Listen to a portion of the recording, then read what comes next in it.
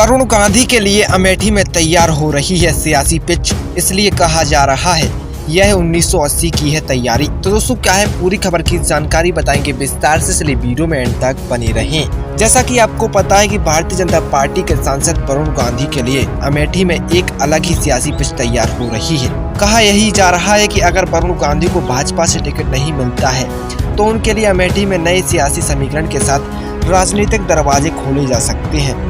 अमेठी के लिए सियासी गलियारों में इस वक्त सबसे ज्यादा चर्चा इसी बात की है कि वरुण गांधी कभी अपने पिता की लोकसभा सीट रही अमेठी में निर्दलीय चुनाव लड़ सकते हैं। इसके लिए बाकायदा कांग्रेस और समाजवादी पार्टी भी एक कदम आगे आकर वरुण गांधी का समर्थन कर सकती है। अमेठी लोकसभा क्षेत्र के स्थानीय लोगों ने वरुण गांधी का पत्र लिखकर और मुलाकात कर चुनाव लड़ने की अपील भी की है। वैसे तो उत्तर प्रदेश में अभी तक बहुत सी लोकसभा सीटों पर सपा, कांग्रेस, बसपा और भारतीय जनता पार्टी के पत्ते खुलने बाकी हैं, लेकिन सबसे ज्यादा चर्चा इस वक्त पीलीभीत और अमेठी की सीट को लेकर हो रही है। दरअसल अमेठी में पिछले लोकसभा चुनाव में राहुल गांधी स्मृति ईरानी से चुनाव हार गए थे। इस बार राहुल गांधी अमेठी से चुनाव लड़ेंगे या नहीं, इसे लेकर लगातार संशय बना हुआ है। सियासी गलियारों में यह कहा जा रहा है कि राहुल गांधी ने केरल के वायनाड से ही चुनाव लड़ने की हामी भरी है। ऐसे में अगर राहुल गांधी अमेठी से चुनाव नहीं लड़ते हैं तो यह सीट कांग्रेस किसे देगी, इसे लेकर तमाम तरह के कयास लगाए जा रहे हैं। राजनीतिक जानकारों का मानना है कि कांग्रेस अपने ही परिवार के सदस्य वरुण गांधी पर परोक्ष या अपरोक्ष रूप से सियासी दांव लगा सकती है। ऐसे में वरुण गांधी अमेठी से उम्मीदवार हो सकते हैं। राजनीतिक जानकार और वरिष्ठ पत्रकार नसरुद्दीन कहते हैं कि अब देखना यही है कि भारतीय जनता पार्टी वरुण गांधी को पीलीभीत से टिकट देती है या नहीं। उनका मानना है कि अगर भाजपा वरुण गांधी को पीलीभीत से टिकट नहीं देती है तो अमेठी में उनकी दावेदारी न सिर्फ मजबूत हो सकती है बल्कि बड़े सियासी खेल भी हो सकते हैं। उनका मानना है कि ऐसी दशाओं में दो महत्वपूर्ण बातें बेहद आवश्यक हैं।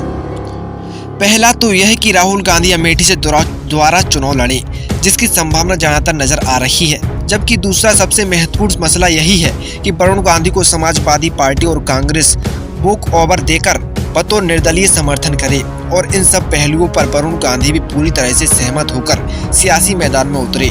राजनीतिक जानकारों का कहना है कि अगर इस तरीके की परिस्थितियां बनती हैं तो वरुण गांधी के लिए अमेठी पर एक मजबूत सीट साबित हो सकती है। कांग्रेस के वरिष्ठ नेता और राम शरण सिंह कहते हैं कि वरुण का अमेठी से बहुत पुराना नाता है। खासतौर से संजय गांधी जब 1980 में यहां से लोकसभा चुनाव जीते तो एक तस्वीर बदलने लगी थी।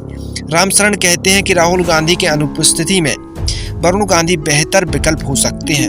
वहीं इन तमाम सियासी परिस्थितियों के बीच अमेठी के लोगों ने बीते कुछ दिनों से लगातार वरुण गांधी से संपर्क भी साधा है।